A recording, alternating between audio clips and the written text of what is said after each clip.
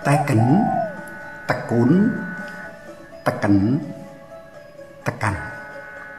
Panglimbang 5 menit dina Setupaing tanggal 1 November tahun 2020 kapethik saka Injil Matius bab 5 ayat 1 tekan ayat 12a. Siji meneh sesanti Jawa kang banget pekoleh kanggo ngrengkuh gegayuhaning urip.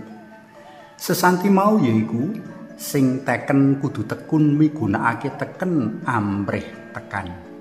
Tegese sapa sing wis nglibakake pilihan kudu tekun lan tumemen jroning nandhangi pilihane, cekelan teken kapitayan lan pangarep-arep kang teguh mesti tekan ing tujuan. Jroning jagat kekatolikan sesanti iki karasuk kawulangake dening Swargi Rama Mangunwijaya PR. Para suci kang padha kita riyayakake dina iki, manut panemuku mujudake wong-wong kang sampurna anggone padha ngayati sesanti ing cecala. Para suci mau wis tekan ing tujuan sakwise ngliwati proses perjuangan ayatan iman kang abot lan ora gampang.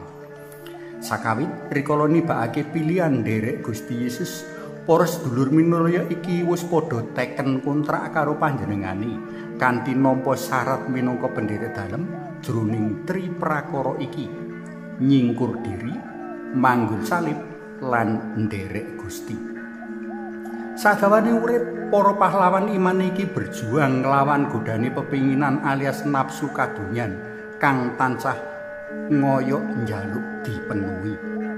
Nafsu kadonyan molimo umpamane kang cengkah lan ngedohake manungsa saka sih nugroho dalem Gusti.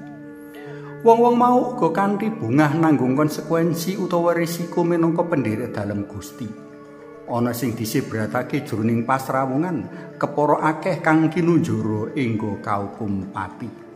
Sabanjure sedulur kang wis buntas ayan ing donya iki tekun tumemen nindakake pakon tresna tintresnan minangka paseksen murid-murid Sri Yesus kang satuhu.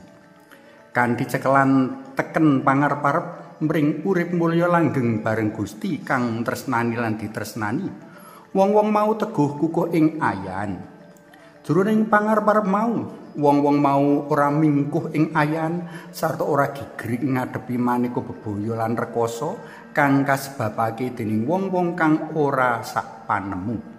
Kepara wong-wong mau ngiklasake uripe kanggo ngukui iman kapitayan sarta kanggo rabuk tuwuh ngrembakane pasamuan. Saiki para suci iki wis padha nampa pituas perjuangan imane saka Gusti Allah ngenyam kamulyan langgeng. Wong-wong mau katemon setya ketuk wekasan. Saiki wong-wong mau wis padha manganggo ageman sarwa putih sawise kakumbah nganggo getihing kamartiran. Monggo sami kapirsani waosan sepindhah.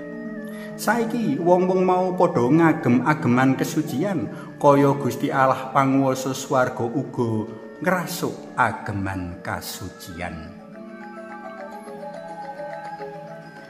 Para tresna lan kinasih, para suci kang kita riyayakake dina iki dadi bukti kapenuhane janji dalem Gusti Yesus. Sapa kang setya ketuk pungkasan bakal nampa makutha kamulyan.